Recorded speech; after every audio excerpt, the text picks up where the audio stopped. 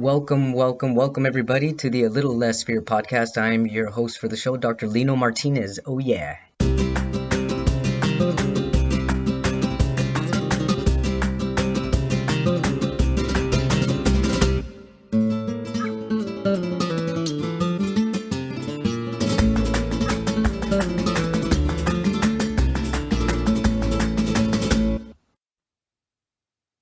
Welcome back, everybody, to A Little Less Fear podcast. Today, I would like to introduce Kara Goodwin. She's a meditation and spiritual transformation coach, host of the Meditation Conversation podcast, energy healer, and bookkeeper. She was drawn to meditation after a tragic year, which brought many losses in quick succession: the death of her sister-in-law, a tragic accident for her mother-in-law, ICU, and a heart transplant for her stepmother, all while she was living out of the country. Whoa. It felt as though her whole reality shifted, and she dedicated herself to learning the art of meditation. Through her deepening practice of meditation, she has opened herself up to a strong connection with Source. In the years since she has been meditating and guiding others on journeys, she has uncovered latent energy, healing capabilities, and experiences frequent unexplainable phenomena such as visions, journeys into multidimensional realms, inner knowings verified in the external environment insights. She has had several powerful transcendental experiences where she has experienced her consciousness outside of her body as something much bigger than her little self, and also had transcendental experiences where she has viscerally experienced her body as a cosmic entity, seeing her chakras and the corresponding elemental connections, feeling the different parts of her brain and how each part relates to frequency, how consciousness is a non-local and memories experiences are stored in the body. That's for sure. These have been spellbinding revelations to experience, which have completely shifted how she sees the life experience and the power and potential of each life here. Most importantly, although these experiences are unique in their own way, they are also universal in that they have shown the framework that we are all living in our human experiences. Welcome to A Little Less Fear podcast, Kara. Thank you. Thank you so much for having me. I'm so excited to talk to you. Yeah, finally we are connected, and I love your background. Oh, thank you. The mandala. My little Taurus back here. Oh, that's incredible. Hey, Kara, this is an incredible loaded biography of yours. And I'd like to know what brought you to this incredible journey. Like how did you spiritually become aligned in this incredible journey that you're on today? Yeah. So, when I started seeking out meditation, it really was more of a coping mechanism, because it was in the thick of, when you read my history, that short time frame between May and November, all of those things happened with the death of my sister-in-law. Actually, our dog died like 3 weeks later, which isn't listed in there. There are a few things. My stepdad also had a brain stem surgery. So he was in a precarious state with that. That was closely followed by my mother-in-law's accident, where she was hit by a motorbike while she was crossing the street. So she was then, and her daughter had just passed away. So, and then by Thanksgiving of that year, leading up to Thanksgiving, my stepmom was in the ICU with a failing heart, and ultimately had a heart transplant. So with all of this happening, I was living with my family in Italy for my husband's job, and we couldn't be with anybody, very easily. There were, of course, trips. My husband's family's in England, my family's in America. So we were taking trips, but it was just adding to the stress of everything. Was that every time the phone rings, you're like, oh my God, I don't throw my phone into the closet or something. I don't want to listen. I don't want to hear. I don't want to hear whatever somebody wants to tell me now that's, shocking out of left field. So with all of that, I really felt that meditation was going to be a way to help me with my overwhelm and just trying to cope with this reality that I didn't understand. And so I had tried meditation in the past. I'd always been interested in it, and it had always kind of caught my attention. in terms of like if there was an article about meditation or if I was reading a book and, the person meditated, I was always kind of like, but what do they do? Because I had tried to meditate and I couldn't get anywhere with it. It was like my mind just was wandering like crazy. And I was just sitting there thinking, it was like, I can sit here and think and watch TV. Like, why, this isn't doing anything for me. Mm-hmm. And so, but through those series of tragedies and heartaches, I was like, okay, I need meditation. I felt that was going to be a game changer for me, but I knew that I needed more than just a vague understanding of what it was.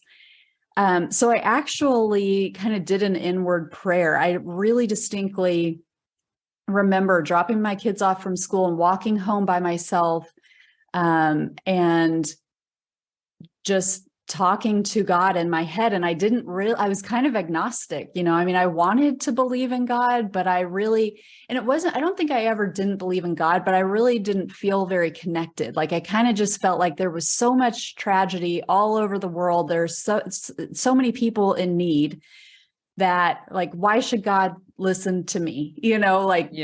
She's fine. No, leave that one. She's fine, Right.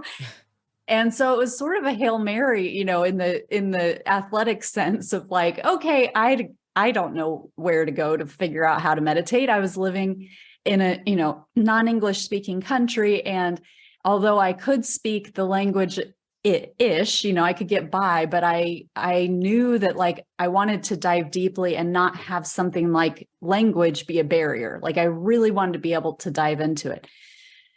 So I was like, God, I think that meditation is something I need. If you're there, help. I want it to be in English. And it was almost like a little joke in my head, like, okay, I'll just ask God. Sure. And then through that, a series of synchronicities happened where, people were sort of pointing me in different directions. In a way where I didn't have anybody to ask, hey, what's your meditation practice like? Like nobody was doing this in my world. And somebody recommended a film that was the life of Paramhansa Yogananda, who was the author of the autobiography of a yogi. And this documentary just really spoke to me. And he had, these methods that were practical and kind of a scientific approach in terms of like, you will get a specific result if you do these specific things. And the film doesn't really go into what his methods were, but I was very, very intrigued and read Autobiography of a Yogi and eventually found an online program that taught his methods. And there's a whole lot more detail in, synchronicities and different ways that things showed up for me. But it was through being able to find, and that was like a big wow moment, because all the paths I was going down required me to go to California, actually, which I know that's where you are. Yeah. But it was every avenue I explored to learn his methods. It was like, go to California for a week or for 3 weeks or whatever, and learn from monks who are still using his methods. Oh, wow. And I'm like, I've got my children. I have 2 children, and they were quite little.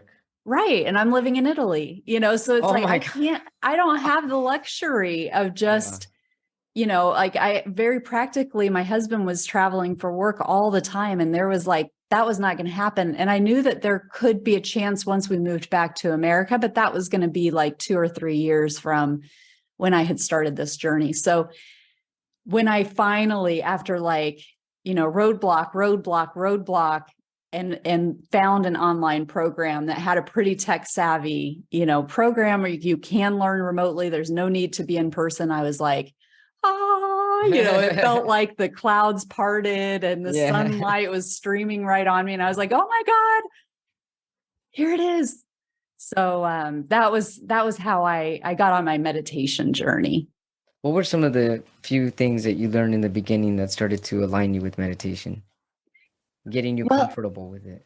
Yeah, it really was it really was having methods. That was the big game changer for me. So rather than just sitting there and trying to clear my mind, which seemed impossible, like I knew that from experience, I couldn't just sit there and not think and will myself to not think. It was having like steps, you sit down and here's how you relax your body. And here's why it's important to relax your body. And then it's using the breath. And why do we use the breath? And what are some breath techniques that we can use? And learning about how the breath and the mind are so interrelated. So if we can use the breath, then we start to be able to control the mind and we start to be able to quiet the mind. And then learning different things like visualizations and affirmations. But the first part of my meditation journey was very secular, really wasn't spiritual, even though I was learning the methods of deeply spiritual meditation master. He died in 1952. So it's his legacy, it's people teaching his methods, and they were teaching, pray before you start. And they were, offering their lineage of people that you can pray to, ascended masters and so forth. Yeah. But I still really held that for a long time at arm's length, where I was like, well, I'm really just here for like, the calming and I don't really, I don't know about this prayer thing. And I got called out by a healer that I went to during that time when I was really in this like in between state where I was meditating, but I really wasn't opening myself up to spirit. And she had no reason to think that she knew that I was a meditator. She knew that I was like following Yogananda's teachings and things like that. But she did this healing session on me and she got to my heart and she was like, why don't you pray before you meditate? It was like such a no-brainer for her because she also followed Yogananda's teachings and she knew so she was like, wait, your heart's not open. Like, why aren't you praying before you meditate? And I was like, yeah, I'm not so sure about that, So it was really like that took me more time to really get comfortable with the spiritual aspect. And then, eventually that skyrocketed. But Carol, what's the difference between praying and meditation? what a great question. They really can go together very seamlessly.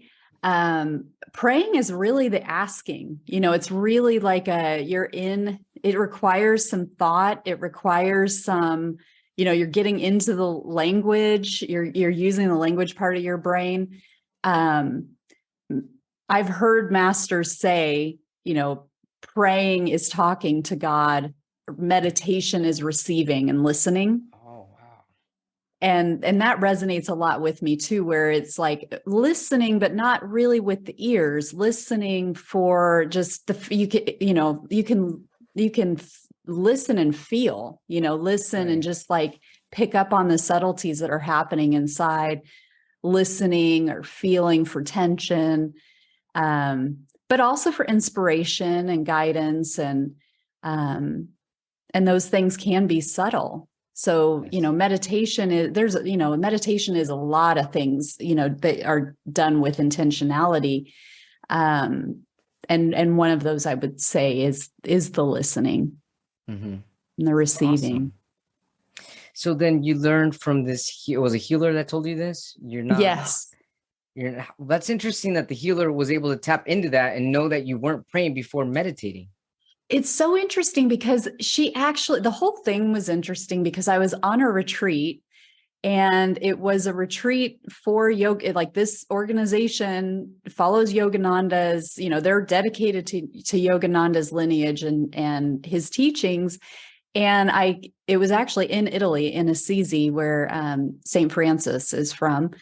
But she was offering this class and I just went as kind of a weekend retreat or whatever. And I took her class and I was like the only one who was already in this path of Kriya Yoga and in this path of like, I already knew about the lineage. I already knew Yogananda. Like I was kind of like the star pupil of this class because I already had a foot in with, and a lot of people who were there didn't have any exposure to it. And so that's one of the things that kind of blows me away. She told me that she doesn't really offer these healing sessions for people, but she was guided to say to me, if I wanted one, that she does this kind of work. And so again, like, she didn't have any, like, I was sort of the star pupil. You would think she would assume that I prayed, because it's a big part of what they teach. So looking back, it's like, wow, that blows me away too. Like, she wouldn't have just assumed. She would have assumed I do pray, from a logical perspective. So sounds like she's super highly intuitive. Exactly. Yeah. She felt into your energy and knew that there was something missing that could possibly guide you to exactly where you needed to be and increase your awareness. Yes. And it was specifically at the heart, because her method used the chakra system. So she kind of started on my, first chakra, the root chakra, and worked her way up, and she would give intuitive guidance. So she was doing healing work, but she would also talk about what she picked up from it. Wow. And it was when she got to the heart that she was like, your heart is closed. I mean, not closed totally, but she was like, this is what you do to help it open. For expansion. Yeah. That's incredible. What type of healer was she? She was just a very humble, she was German, and we were in Italy. She was living in Assisi, Italy. I don't even know that there's a name for the method that she was using. She just did some Kriya breaths and tuned in. That's amazing, Kara. Wow. Super cool. I need some chakra healing. I know, right? I gotta find myself a chakra healer. I'm sure she can work remotely. I can find her contact info if you want. Yeah, if you can, please. That'd be incredible. I'd appreciate that. Thank you.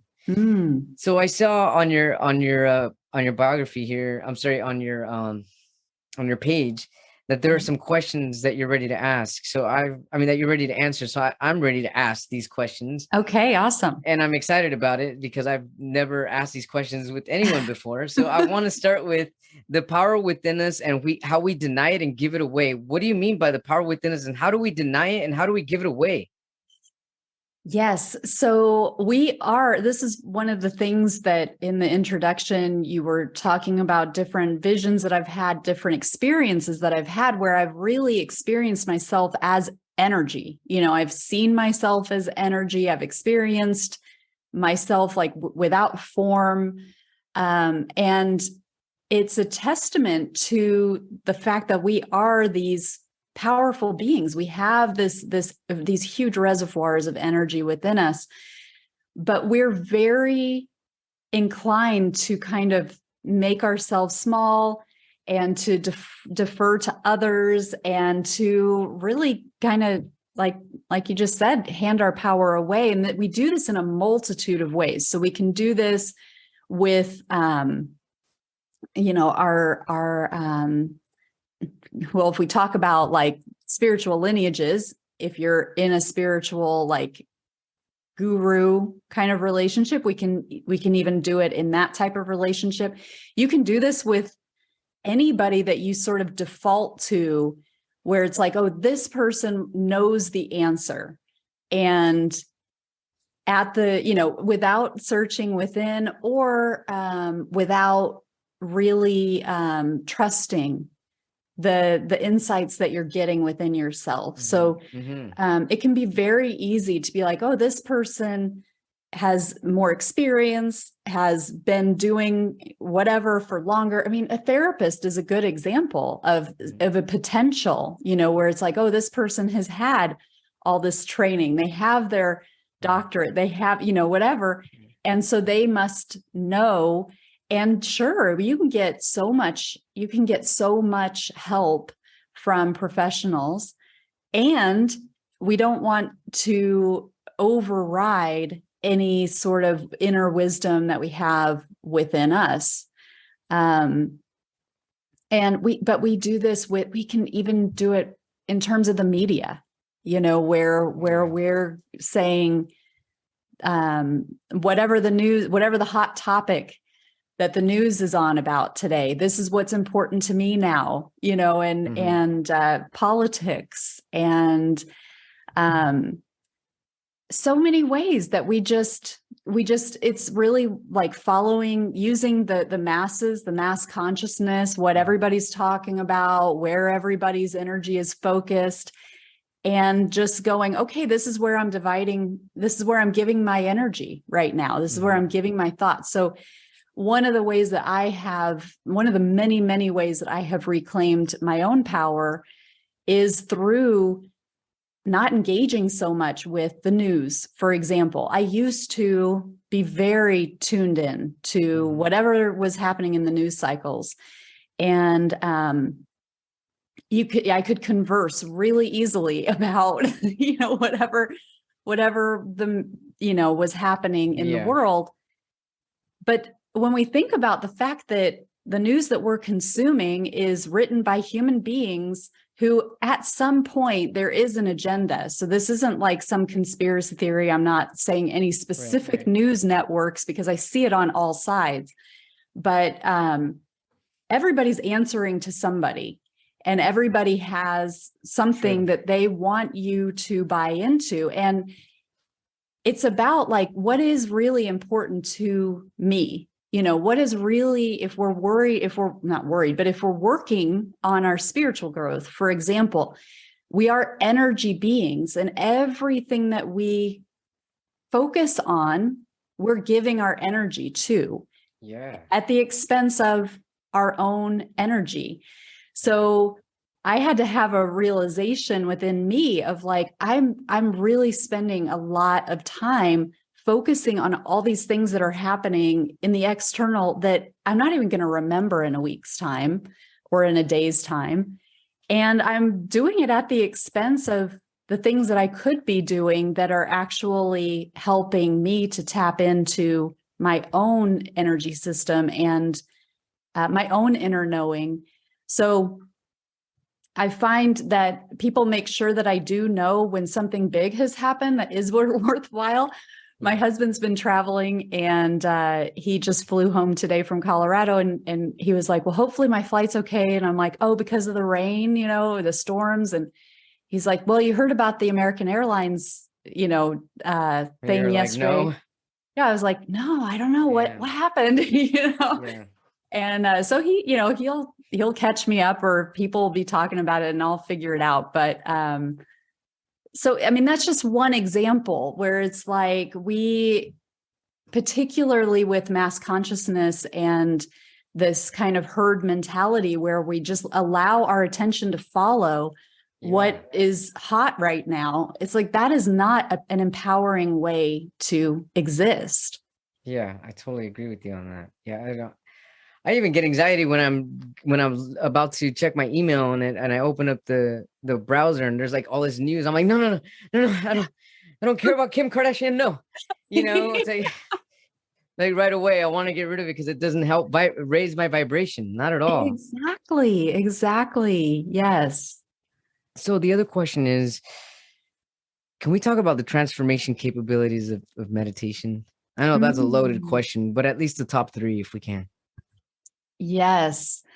Wow. I mean, there are so many different ways that we can take this, but one of the ways is, like we were talking about, the fact that we are energy beings. And, Einstein proved this with E=mc². It's like energy is matter. Matter is energy.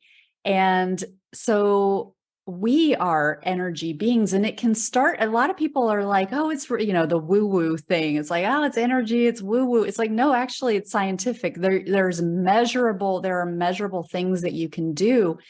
There are measurable impacts. So like Heart Math Institute, if you're familiar, they've done a ton of work, and they have all this instrumentation that measures like the heart field, it measures heart coherence and how our heart energy affects other people, it affects the planet, it affects other sentient life, and it's measurable.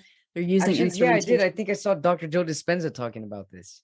Probably, yes. Yeah. Heart coherence. Yeah. Yes, exactly. And then how that works within your own system. So your own heart, as it becomes coherent. And when I say coherent, or when one says coherent, it's really just about like a rhythmic, it's a smooth and rhythmic radiation rather than like scattered and spiky. If you think about like watching waves on what are those things called, like monitors, like a monitor. If you watched a heart monitor or brain waves, how they can be like spiky and erratic and chaotic, or they can be like rhythmic and the peaks are matching and the troughs are matching and so forth. So that's heart coherence, where it's like rhythmic and it's healthy and it's flowing.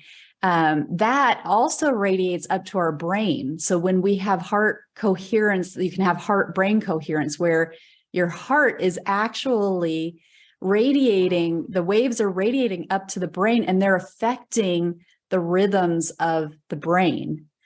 So we often can think about, the brain being this master commander of the body, but it's actually like your heart.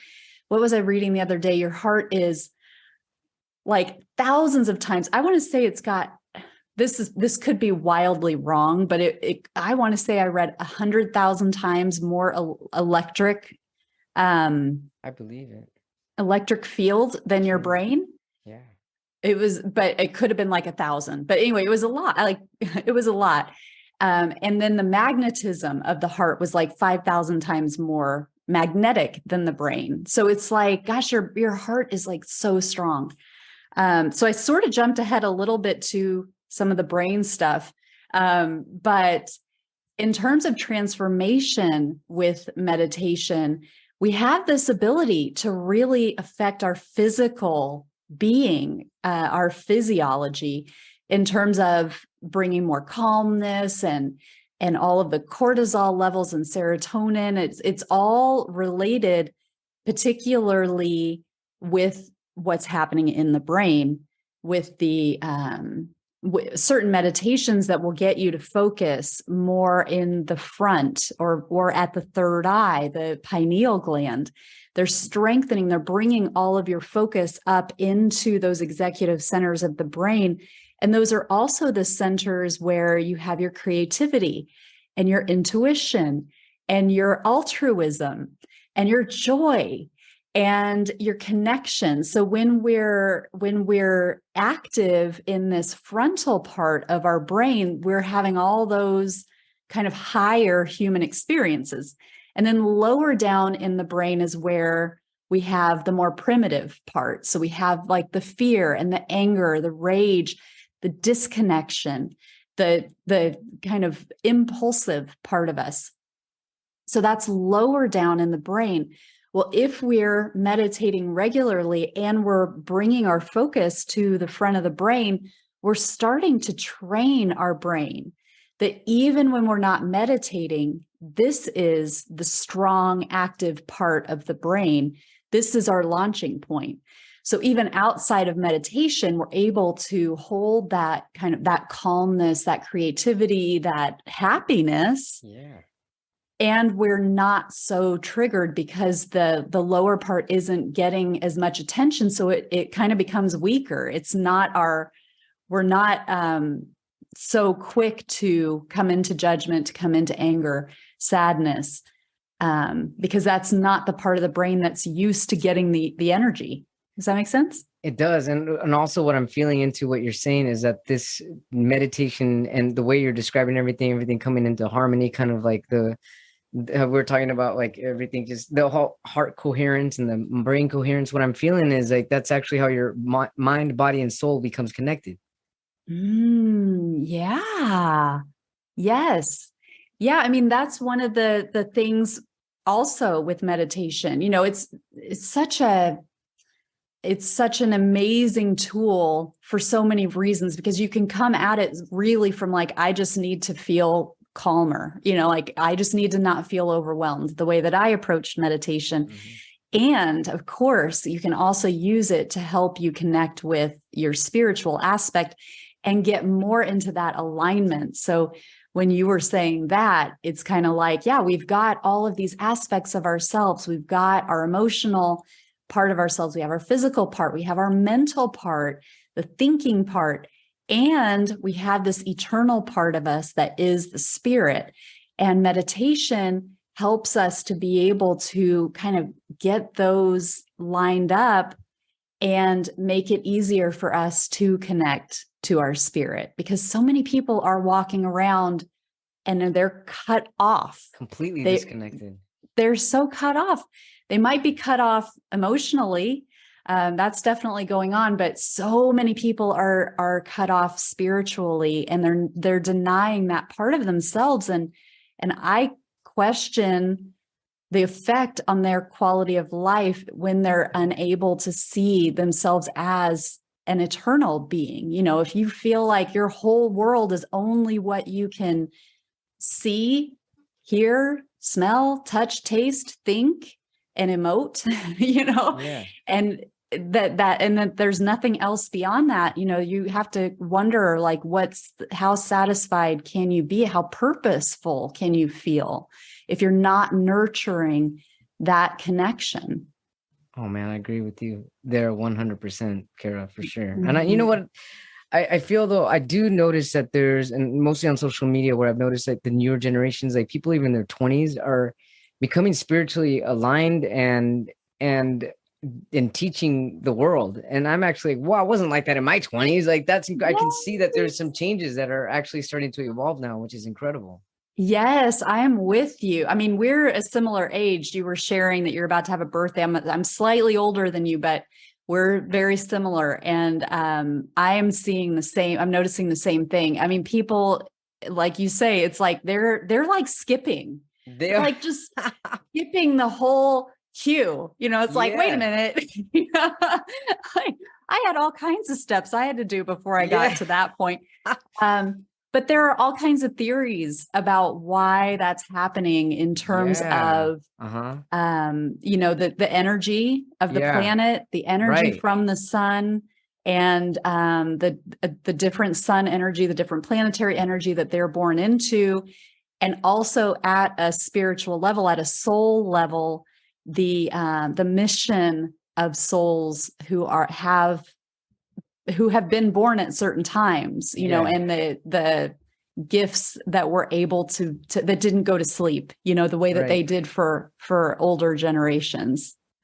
It's interesting. You just mentioned something about the sun. I was reading something about that a couple of weeks ago, where the sun used to be more yellow and now it's a little more white, and that has something to do with people becoming more awake.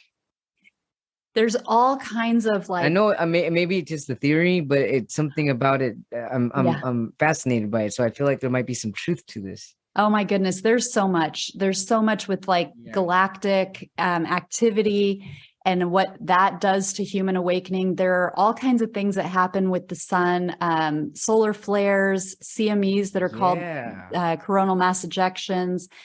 These are like waves of energy. So you can actually see them. I think there's something called like spaceweather.org or something like that. I've seen the graphs. They're really colorful. It's like black with yellow and red. And it's that's the Schumann resonance. Yeah, the Schumann resonance. Yes. Yeah. So that's actually the planetary frequency. Oh, wow. Yeah. But it corresponds with the activity of the sun, because the sun is emitting energy directly to its planets.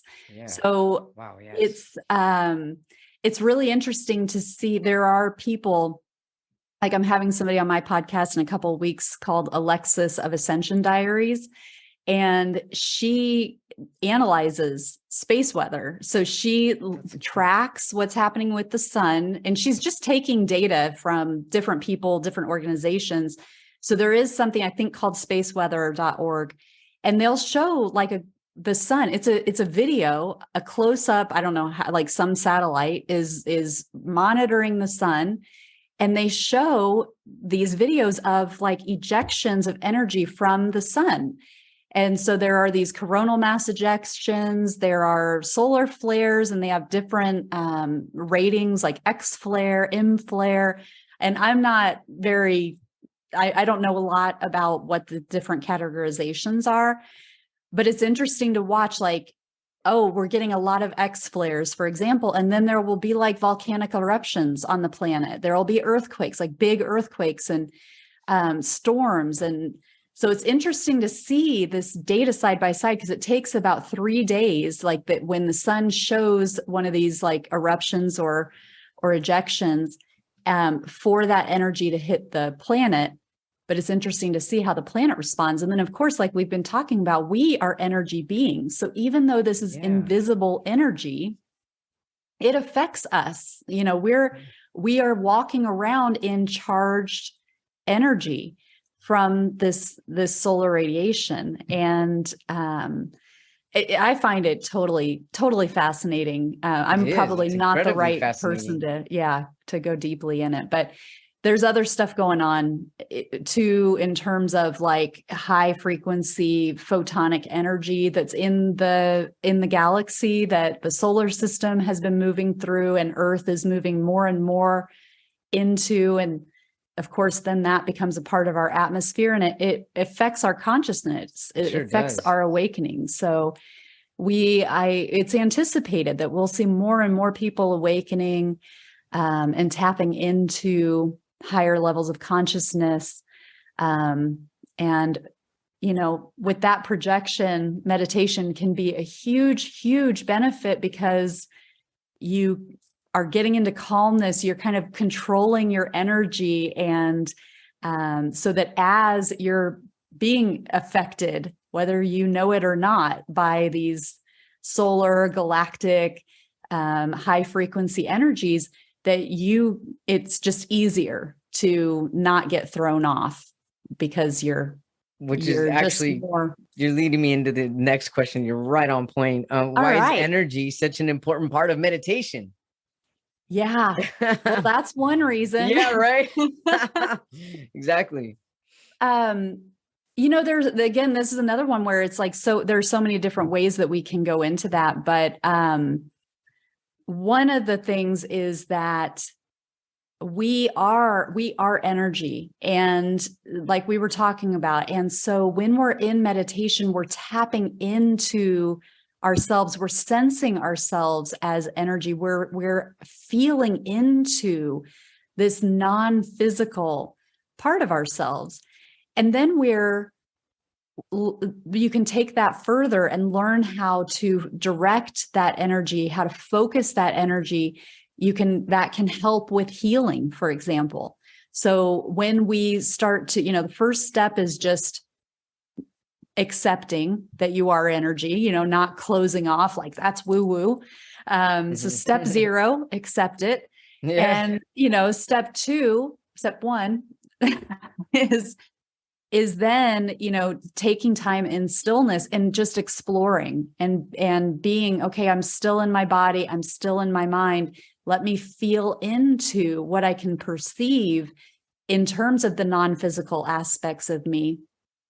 And then we can have the ability to start to concentrate that energy and direct it. So kind of like how a laser is really, really focused, concentrated light. And it's so powerful that it can cut through flesh, and it can, start a fire. And but then you can have diffused light, there's still light, but it's just diffused and it's soft and it's, but it's not very powerful. It's diffused. It's everywhere. It's scattered. Right. Yeah. And so it all has its place, but a laser is really freaking powerful. Oh yeah. So you are really powerful when you can focus your energy. So you can do this in meditation, focusing your awareness and then utilizing that. So, that's part of healing work. That's part of energetic healing, which is like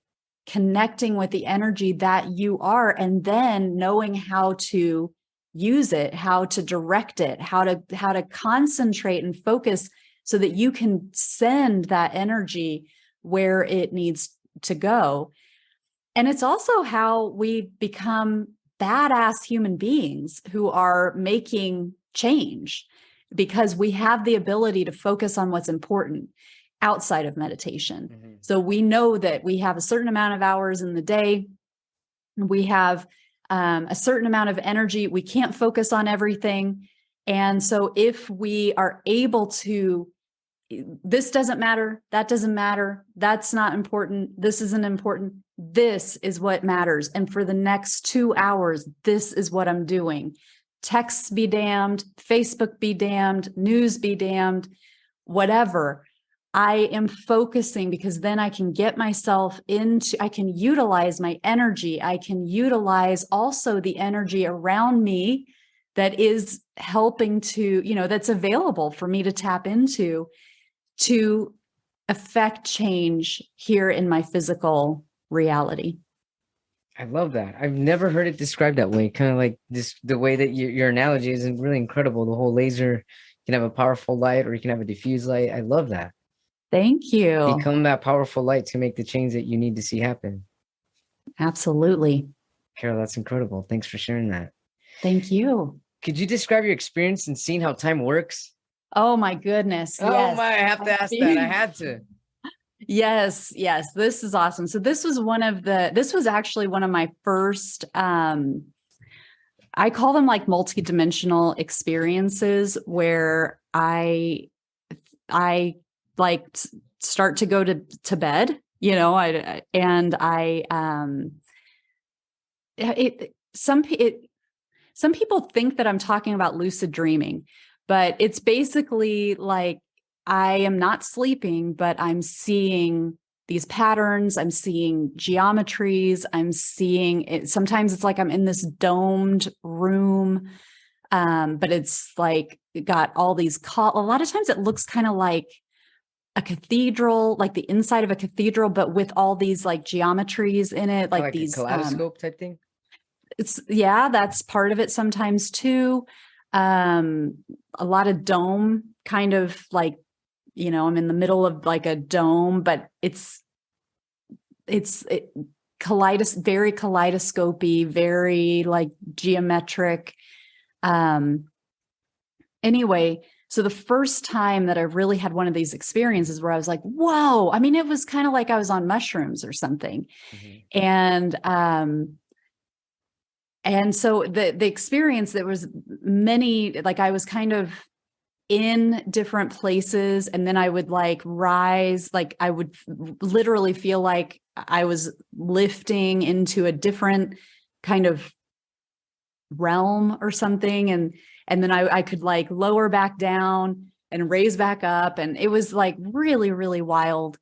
But at one point I found myself I was looking down on this,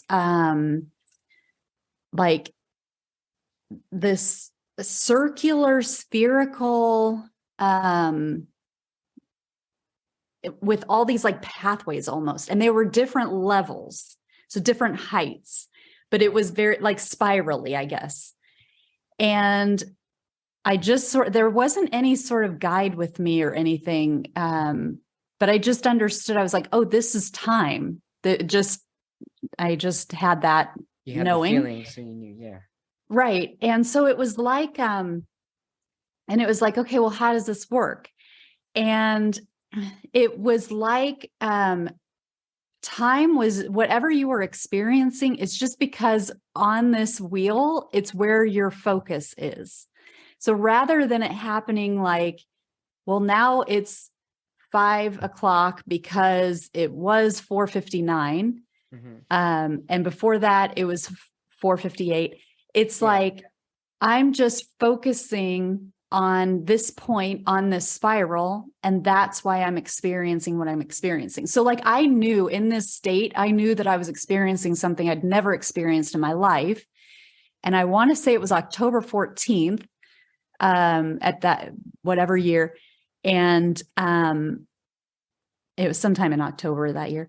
And it was like, it's October 14th, or it was like, this is happening right now because I am focusing on the point when this happens, rather than like, oh, this was always going to happen on October 14th from a linear perspective, if you follow. Anyway, not too important, but it was just like this different, like, oh, it's just there's stuff that we're going to experience, and it's in this spiral. And the way that it happens is because that's where our awareness is. That's how that part is active in that spiral. So there were all these different levels as well. So it wasn't like this flat spiral. It was kind of like almost like how skyscraper, like a city skyline type of idea, where you've got bigger buildings and taller buildings and shorter buildings and so forth. And that I understood because the focus and awareness, it's almost like a record needle. Okay. Now, if anybody is in their 20s, they might not remember. Yeah. Actually, they're cool now, right? Yeah, they are cool now. Yeah. Yeah. We had them when I was little, but it's like you put the needle down on a record, and there are different depths that you can put that needle in, and that determines the experience that you have. So and that is also related to frequency. So the experience that we're having right now, yes, we're experiencing it. You can think of it as like a record needle coming down in each of our lives, and we're experiencing this. And there are different levels that we could experience it at. So we could be having the same experience, and it could be terrible. And you and I could both feel awful and really not like each other, and we can't wait till it's done. And that's one way that we could be doing this. Uh-huh. And then we could have like a peak experience. So this is like the highlight of our day or our week. And we're so like pumped that we got to be with each other. And it's just been this really fulfilling, expansive time. And then there's like this multitude of things in between of ways that we could experience it.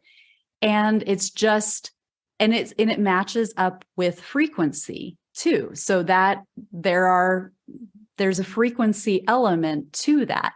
And that's occurring in every experience that we have in our life. And then I had the idea, like, what happens if I put the needle down? I'm using that analogy, but like, what happens if I jump over to this other part of the spiral? And so I did. I just put my awareness on this other part of the spiral. And then I was in this, like, I want to say it was like the 1800s. Wow. And it was like a gloomy, like heavy sky.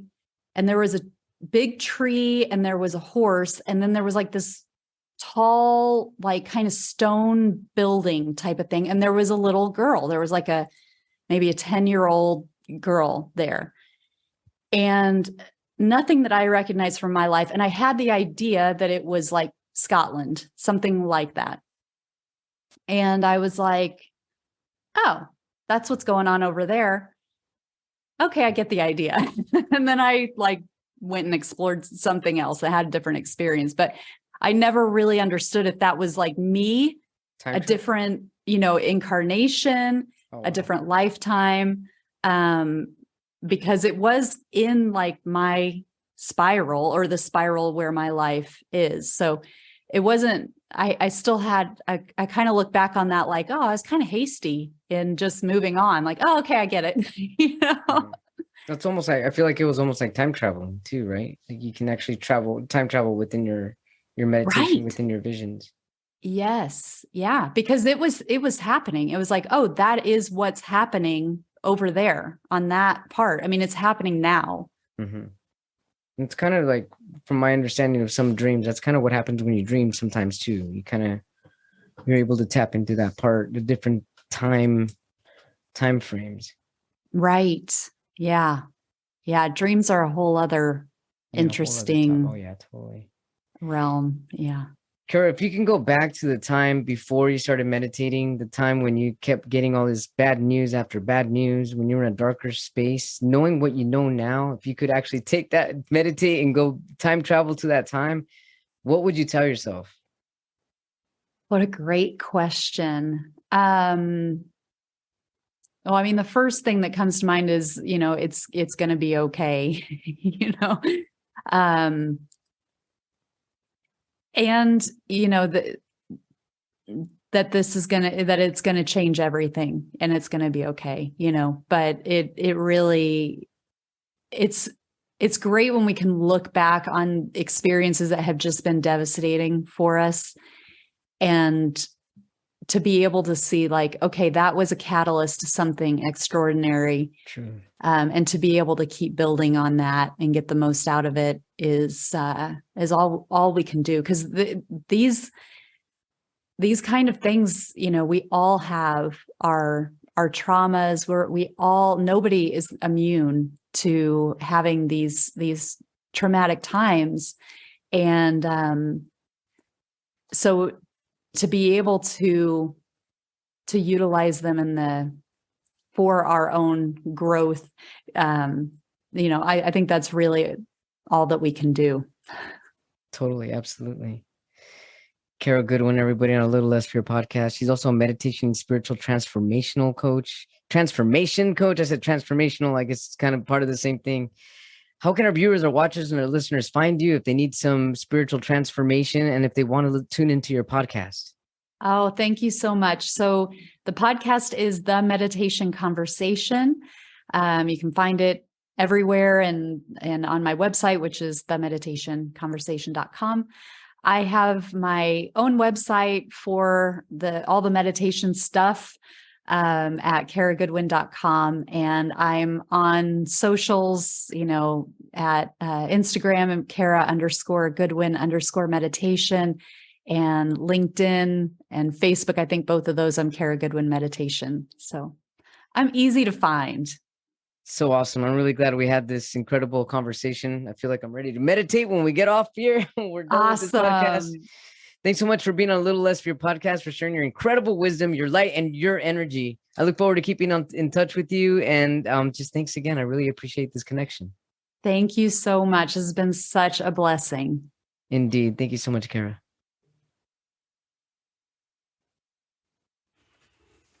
Thank you, everybody. Thank you so much for tuning in to A Little Less Fear podcast.